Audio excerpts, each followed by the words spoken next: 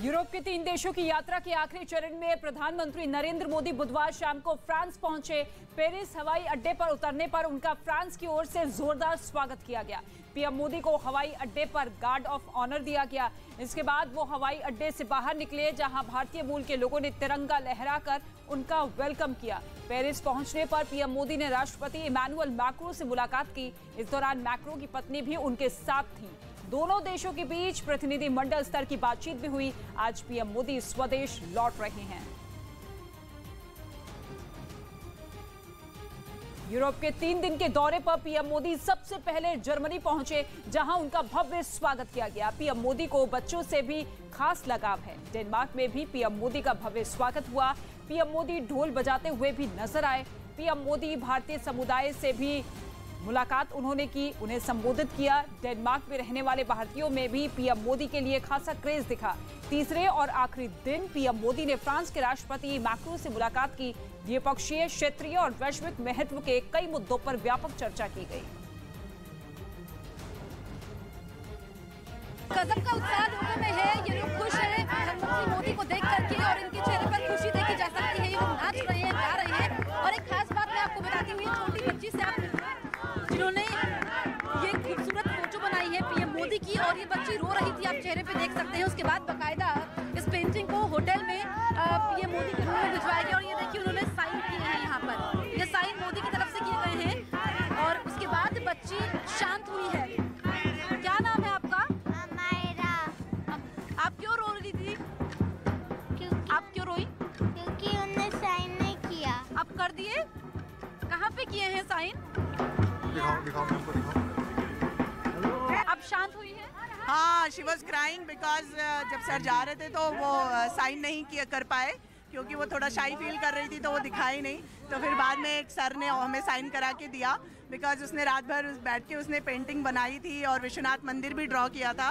Because हमारे विश्वनाथ मंदिर के लिए, हाँ मंदिर भी है इसमें, विश्वनाथ टेम्पल भी है। ये देखिए, ये छोटी बच्ची ने ये ड्राइंग की है जिसमें टेम्पल भी बनाया हुआ है और इसमें भी साइन किए गए हैं। ये आप देख सकते हैं, दोनों पेजेस में साइन किए हैं।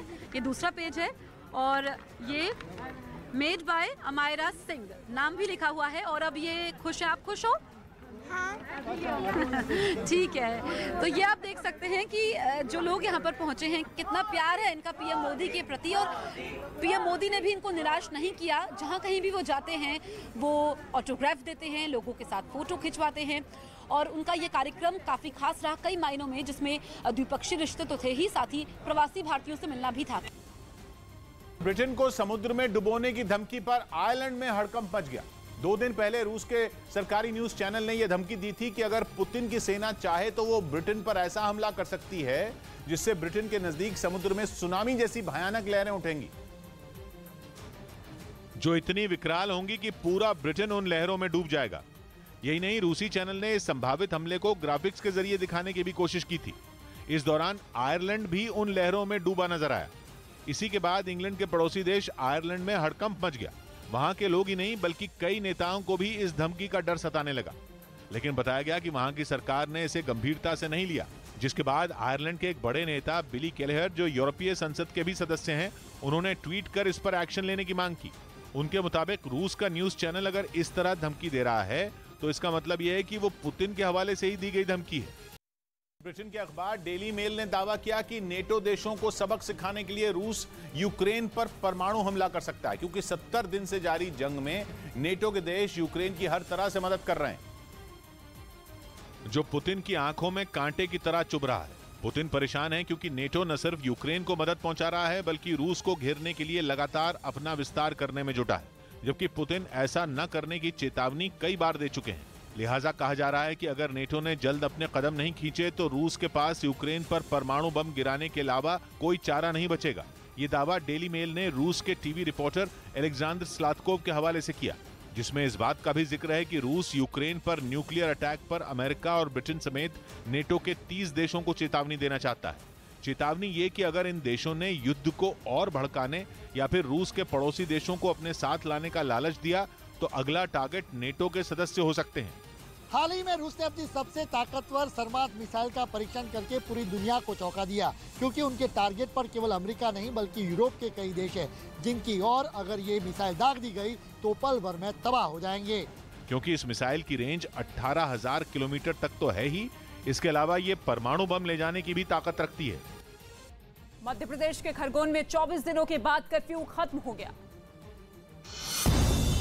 एमपी के खरगोन में कर्फ्यू खत्म होने के बाद सभी धार्मिक स्थलों को खोल दिया गया। धार्मिक स्थलों में पहले साफ सफाई की गई, इसके बाद वहां पूजा अर्चना, प्रार्थना और इबादत का दौर फिर से शुरू हो गया। मध्य प्रदेश के भिंड में अतिक्रमण के खिलाफ प्रशासन ने बड़ी कार्रवाई शुरू की। इस दौरान बाजारों में इलाके के एसडीएम तय सीमा के बाहर पड़े सामानों को हटाते दिखे। बताया जा रहा है कि बाजारों में अतिक्रमण की वजह से अक्सर ट्रैफिक जैम की समस्या होती है, जिसके बाद प्रशासन ने ये कार्रवाई शुरू की। मध्य प्रदेश के नरसिंहपुर में एक नाबालिग बच्ची के साथ दुष्कर्म के बाद उसकी हत्या कर दी गई। बच्ची अपने परिवार के साथ एक शादी समारोह में आई थी। बच्ची की हत्या के बाद उसका शव भूसे के ढेर में छिपा दिया गया था। पुलिस ने रेप और हत्या के आरोपी को गिरफ्तार कर लिया है। फ्रांस के राष्ट्रपति इमैनुअल मैक्रों से बातचीत में पुतिन ने पश्चिमी देशों से हथियारों की मदद बंद करने की मांग की। दोनों नेताओं के बीच एक दिन पहले फोन पर करीब 3 घंटे तक बातचीत हुई थी। और इस दौरान पुतिन ने फ्रांस के राष्ट्रपति से साफ शब्दों में कह दिया कि पश्चिमी देश यूक्रेन की सैन्य मदद करना बंद कर दें। असल में जंग की शुरुआत से ही अमेरिका समेत यूरोप के कई देश यूक्रेन को घातक हथियार, टैंक, जंगी ड्रोन और मिसाइलें दे रहे हैं, जिनकी मदद से वो रूस का मुकाबला करता आ रहा है। और दावा ये किया जा रहा है कि इसी वजह से रूस को अब तक उम्मीद के मुताबिक सफलता नहीं मिल पाई है। यूक्रेन की सबसे बड़ी ताकत पश्चिमी देशों से मिल रहे हथियारों और मिसाइलें हैं, जिनके दम पर वो रूसी सेना के छक्के छुड़ा रहा है। इस वजह से ही यूक्रेन पर कब्जा करने का पुतिन का सपना न केवल खटाई में पड़ता दिख रहा है। फ्रांस के राष्ट्रपति इमैनुअल मैक्रों के साथ हुई बातचीत में पुतिन ने यूक्रेन पर युद्ध को लंबा खींचने का आरोप भी लगाया। उनके मुताबिक यूक्रेन इस जंग को जल्द खत्म करने के लिए गंभीर नहीं है। इसके साथ ही पुतिन ने साफ किया कि यूक्रेन से बातचीत के लिए रूस के दरवाजे अब भी खुले हैं। के खिलाफ युद्ध को लेकर यूक्रेन और जर्मनी आमने सामने आ गए। खबर है कि जंग में साथ नहीं मिलने पर भड़के यूक्रेन ने जर्मनी से यह तक बोल दिया कि जंग से निपटना कोई बच्चों का खेल नहीं। और यूक्रेन की इस नाराजगी की वजह बना जर्मनी के चांसलर ओलाफ शोल्ज का एक दिन पहले किया गया वो ऐलान, जिसमें उन्होंने यूक्रेन का दौरा करने से साफ इनकार कर दिया था। जर्मनी के मीडिया ने दावा किया कि उनके इस फैसले से यूक्रेन बुरी तरह भड़क गया और जर्मनी में यूक्रेन के राजदूत आंद्रे मेलनिक ने चांसलर के फैसले पर तंज कसते हुए ये कह दिया कि जंग को खत्म करने पर हो रही चर्चा कोई बच्चों का खेल नहीं है। असल में अमेरिका और नाटो देशों के दबाव के बावजूद जर्मनी ने न कभी खुलकर यूक्रेन का समर्थन किया, न ही रूस से अपने रिश्ते बिगाड़े, क्योंकि रूस की नेचुरल गैस में ही जर्मनी की जान बसती है और जंग के दौरान वो किसी भी तरीके से अपनी लाइफलाइन को काटने के मूड में नहीं दिख रहा, भले ही उसे किसी के साथ दुश्मनी ना मोल लेनी पड़े। इस तकरार की शुरुआत पिछले महीने उस वक्त हुई थी जब जर्मनी के राष्ट्रपति पोलैंड के दौरे पर पहुंचे थे, जहां से उनका कीव जाने का कार्यक्रम था। लेकिन दावा है कि यूक्रेन ने उनकी रूस से नजदीकी का हवाला देते हुए उनके दौरे को मंजूरी देने से इनकार कर दिया था और राष्ट्रपति के इसी अपमान को जर्मनी के चांसलर ने अपना दौरा टालने की अहम वजह करार दिया। लेकिन ये पहला मौका नहीं है जब मदद को लेकर यूक्रेन ने जर्मनी को निशाने पर लिया है। जंग छिड़ने की शुरुआत से ही यूक्रेन ने जर्मनी की नीति और नीयत पर सवाल उठाने शुरू कर दिए थे और जब जर्मनी ने यूक्रेन को और हथियार देने से साफ इनकार कर दिया तो जेलेंस्की ने उसके खिलाफ मोर्चा खोल दिया, क्योंकि अप्रैल में जर्मनी के 3 सांसदों ने जंग की वजह से बिगड़े हालात की जानकारी लेने के लिए यूक्रेन का दौरा किया था और वहां से लौटने के बाद उन्होंने यूक्रेन को बड़ी संख्या में हथियार देने और रूस के खिलाफ प्रतिबंध बढ़ाने की सिफारिश की थी। हालांकि खबर है कि उस वक्त भी जर्मनी की सरकार ने उन तीनों सांसदों को बच्चा बताते हुए उनकी सिफारिश को सिरे से खारिज कर दिया था। कोयले की ढुलाई के लिए रेलवे ने कई ट्रेनें रद्द कर दी।